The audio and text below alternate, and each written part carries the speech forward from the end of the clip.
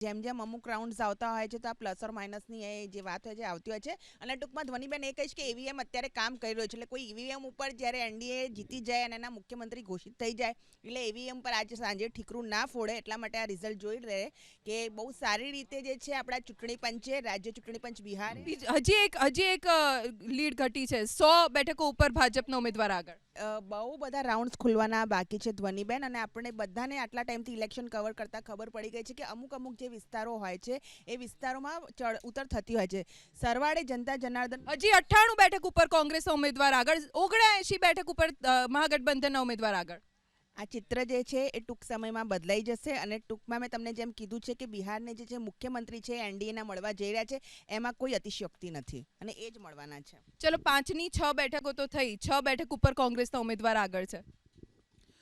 જો મેં કહ્યું એમ કે ગમે એટલા અમે આગળ જઈએ પણ હજુ કલાક 2 કલાકની વાર છે. ભારતીય જનતા પાર્ટીમાં શ્રદ્ધાબેને સારી વાત કરી અને ભગવાને એમને સદબુદ્ધિ આપે ને આવા નવા પ્રવક્તા આવું સ્વીકારતા રહે. પણ એ મને એ નથી ખબર પડતી કે ચૂંટણી પંચ એક એજન્સી છે, એ આપણે ચૂંટણીની પ્રક્રિયા પૂરી કરવાની છે, એના વખાણ કરવાનું, એની સાથે રહેવું ને ઈવીએમને સાથે રહેવું આ ના હોવું જોઈએ. નૈતિકતા હોવી જોઈએ, પ્રજાને નૈતિકતા આપવી જોઈએ, ઈવીએમને નહીં.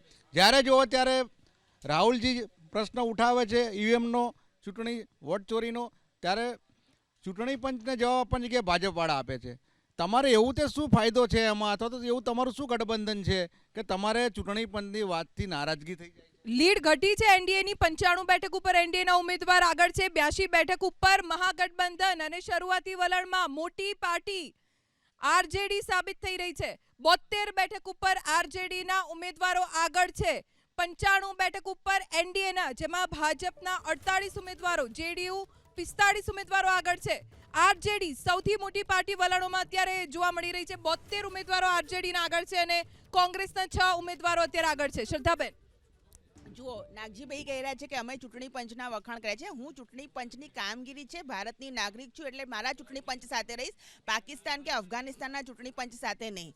કારણ કે અમે અમારા દેશની તમામ સ્વાયત્ત સત્તા હોય, એ જે સુપ્રીમ કોર્ટ હોય, હાઈકોર્ટ હોય, કોર્ટ હોય અને ચૂંટણી પંચ હોય, આ તમામ સ્વાયત્ત સત્તાઓનું હંમેશા સન્માન કરતા રહીએ છીએ. આ અમારા સંસ્કાર છે, ઘરના બી અને અમારી પાર્ટીના સંસ્કાર છે. અમે કોંગ્રેસની જેમ નહીં કે એક જ પરિવારની પૂજા કરતા રહીએ. એટલે મારા દેશનું ચૂંટણી પંચને બિહાર રાજ્ય ચૂંટણી પંચે કામ કર્યું છે, રાષ્ટ્રીય ચૂંટણી પંચે કામ કર્યું છે અને ખુલ્લેઆમ અમે ચૂંટણી પંચને સમર્થન આપ્યું છે. અમારા નાગરિક તરીકેનો આ ધર્મ છે જે અમે ભણ્યા છે. કદાચ તમે કોઈ બાબર કે હુમાયુની બુક ભણ્યા હશો અને તમને પાકિસ્તાન કે અફઘાનિસ્તાન રોકવા માંગીશ.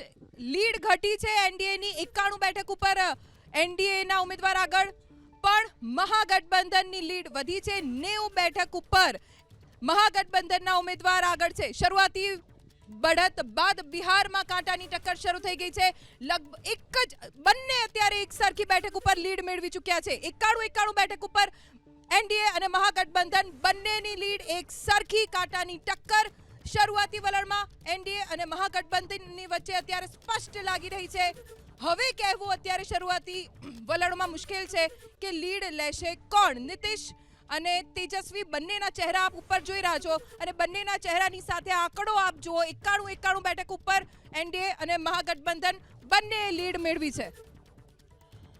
ખૂબ જ સારું છે કે વિપક્ષ અને આટલું સ્કોરબોર્ડ હેલ્ધી બને, પણ નીતિશ કુમારની જે સાફ છબી બિહારની જનતાને ગમી છે અને તમે સામે જુઓ કે તેજસ્વી પરિવારવાદવાળી પાર્ટી કે સમગ્ર એમના અત્યારે સૌથી મોટી પાર્ટી અત્યારે આરજેડી છે વલણોમાં. 75 બેઠક ઉપર આરજેડીના ઉમેદવાર આગળ છે. નહીં, અત્યારે બહુ વહેલું કહેવું યોગ્ય નથી, કારણ કે થોડા જ સમયમાં તમે જોજો કે એનડીએના મુખ્યમંત્રી શપથ માટે તૈયારી ચાલુ થઈ જશે. તમે જોજો, કારણ કે લોકોને ખ્યાલ છે. આ ભલે અત્યારે સ્કોરબોર્ડ બેને કહ્યું એ વાતના આગળ બતાવું કે અમુક બૂથમાં લીડ મળે છે, પણ જ્યારે મધ્ય એટલે બપોર થશે એટલે તમને ખ્યાલ આવી જશે કે ભાઈ એનડીએને લોકોએ બહુમત આપ્યો છે, મતપેટીમાં એનડીએને ચૂંટ્યો છે અને ત્યાં જે રીતે લોકશાહી મજબૂત થઈ છે કે ત્યાં પહેલાંની સરકારોમાં જે 6 વાગે બજારો બંધ થઈ જતા હતા, ગુંડાગર્દી થતી હતી, માફિયાગીરી થતી. વધુ એક અપડેટ. લાલુ પ્રસાદ યાદવના બંને દીકરા તેજસ્વી યાદવ અને તેજ પ્રતાપ યાદવ બંને અત્યારે લીડ લઈ રહ્યા છે. લાલુ પ્રસાદ યાદવ બિહારના પૂર્વ મુખ્યમંત્રી, જેમના બંને દીકરા તેજસ્વી યાદવ અને તેજ પ્રતાપ યાદવ ભલે અલગ અલગ પક્ષ છે, ભલે પરિવારમાં ગમે એટલો મનમોટાવ હોય, પરંતુ બંને લાલુના દીકરા બંને અત્યારે પોતપોતાની બેઠક ઉપર આગળ છે. માધુપુરથી તેજસ્વી યાદવ છે, તો તેજ પ્રતાપ યાદવ મહુવાથી છે, જેઓ અત્યારે લીડ મેળવી રહ્યા છે. પ્રગતિબેન, મેં ભાજપના બંને પ્રવક્તાઓને સાંભળ્યા, પરિવારવાદ કહી રહ્યા છે. પરિવારવાદ કરવા માટે પરિવાર પણ હોવો જોઈએ ને. ભારતીય જનતા પાર્ટી પાસે પરિવાર હોય તો પરિવારવાદની વાતો કરે ને. અને સૌથી મોટો પરિવારવાદ આપણે જોઈએ ને તો ભાજપના ઘણા બધા સીટો ઉપર જોઈએ ને તો ખબર પડશે કે ક્યાં કોણ પરિવારવાદ કરી રહ્યું છે. હું ચોક્કસથી એવું માનું છું ધ્વનિબેન કે આ વખતે બિહારમાં 2 મુદ્દાઓ ખાસ કામ કરી ગયા છે. સૌથી મોટો મુદ્દો છે વોટ ચોરીનો અને બીજો છે નયા બિહાર બનાવવાનો. નાલંદા યુનિવર્સિટીને ફરીથી ચાલુ કરવાનો એ યુવાનોમાં એક નવો જોશ લઈને આવ્યા છે. તો એવા ઘણા મુદ્દાઓ છે કે અમે જનતાના મુદ્દાઓને લઈ અને લોકોની વચ્ચે ગયા હતા. ત્યાં અત્યારે જે બેરોજગારી ચાલી રહી છે તો અમે નવી નોકરી આપવાની વાત કરી છે. મહિલાઓની સુરક્ષા માટે ત્યાં મહિલાઓને 2500 રૂપિયાનું ભથ્થું દેવાની વાત કરી છે. મહિલાઓના ફ્રી બસની વ્યવસ્થાની વાત કરી છે. ત્યાંના પત્રકારો માટે ફ્રીમાં રહેવાની અને જમવાની વ્યવસ્થા માટેની અમે વાત કરી છે. તો એ બધા ઘણા બધા મુદ્દાઓ છે કે જે લોકોને ડાયરેક્ટ ટચ કરતા મુદ્દાઓ છે. એટલે અમે ખાલી ધર્મના નામની રાજનીતિ કરવા માટે, હમણાં જ તમે જોયું કે જેવા આંકડાઓ નીચે જવા માંડ્યા એનડીએના, એવું તરત જ અહીંયા પાકિસ્તાન આવી ગયું, અફઘાનિસ્તાન આવી ગયું અને તરત જ આપણને ખબર પડી ગઈ કે અહીંયા હિન્દુ મુસ્લિમ થવાની વાત થઈ ગઈ, હિન્દુસ્તાન પાકિસ્તાન થવાની વાત થઈ ગઈ. હું હજી કહું છું કે અત્યારના રૂઝાનોને હજી આપણે બહુ સિરિયસ ના માનવા જોઈએ. હજી એમાં ઘણો બધો ફેરફાર થશે અને ગેરંટીથી 142 થી 150ની વચ્ચે અમારું મહાગઠબંધન છે એ જીતશે અને ત્યાં સરકાર બનાવશે અને તેજસ્વી યાદવ છે મુખ્યમંત્રી બનશે. અંતર ઘટ્યું છે. એનડીએ 105 બેઠક ઉપર આગળ છે, મહાગઠબંધન 78 બેઠકો ઉપર આગળ, અન્ય 6 ઉમેદવારો આગળ ચાલી રહ્યા છે અત્યારે શરૂઆતી રૂઝાનમાં. પણ ફરી એક વખત એનડીએ લીડ મેળવી છે 105 બેઠક ઉપર. એનડીએના ઉમેદવાર, મહાગઠબંધનના 78 ઉમેદવાર આગળ છે. જો કે અંતર પણ ઘટ્યું છે.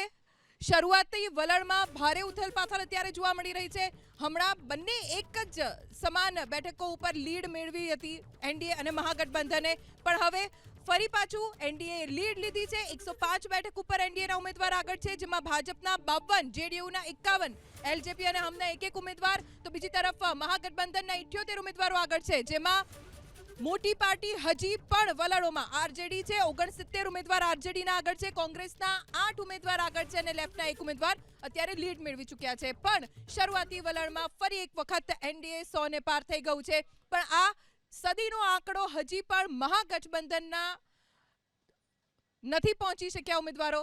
એનડીએ ફરી એક વખત આગળ નીકળ્યું છે, પણ ભારે ઉથલપાથલ જોવા મળી રહી છે. કદાચ બેલેટ પેપરથી ઈવીએમ હવે શરૂ થયા હોય એના કારણે આ ઉથલપાથલ. 50 મિનિટ સુધી બેલેટ પેપર ગણાતા હોય છે, પછી ઈવીએમ શરૂ થતા હોય છે, એટલે એની આ અસર દેખાય છે ચોખ્ખી.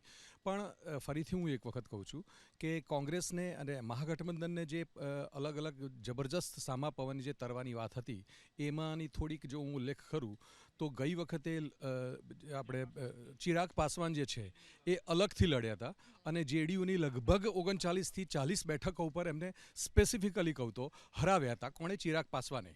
હવે એ આ વખતે ભેગા છે. હવે ચિરાગ પાસવાનના જે વોટ્સ જે છે ને એ જ્યારે ભેગા હતા એની આગલી વખતે 2015ની વાત કરીએ તો એ વખતે 4.88% વોટ મળ્યા હતા એમને. અને ગઈ વખતે અલગ લડ્યા તો એ 5.66% વોટ સાથે એ અલગથી લડીને બતાવ્યું હતું એમણે. અને આ વોટ આ વખતે, અને એમણે જેડીયુને અને ભારતીય જનતા પાર્ટીની જે વાત હતી, જે એમને થોડીક જે પણ એમ થયું હોય કે બહુ નાની પાર્ટી છે તો ઇગ્નોર કરવાની ભૂલ એમને સમજાઈ હતી એમણે.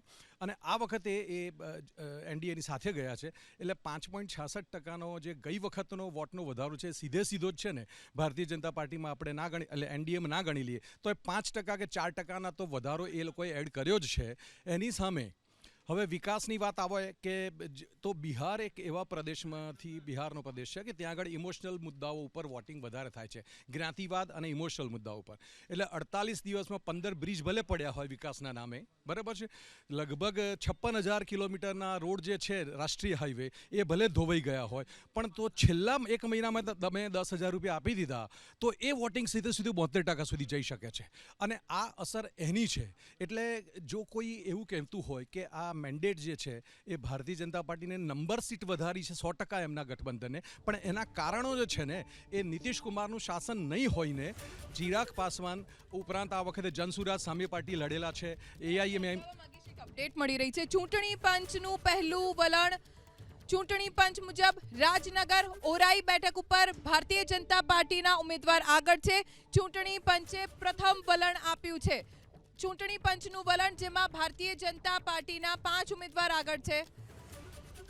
ચૂંટણી પંચ મુજબ રાજનગર ઓરાઈ બેઠક, બારુરાજ સાહેબગંજ બેઠક ઉપર ભારતીય જનતા પક્ષના ઉમેદવાર આગળ છે. ચૂંટણી પંચ મુજબ કુમ્હારાર બેઠક ઉપર ભારતીય જનતા પાર્ટીના ઉમેદવાર આગળ છે. તો આ પહેલું વલણ છે સત્તાવાર રીતે ચૂંટણી પંચ તરફથી આપવામાં આવ્યું છે.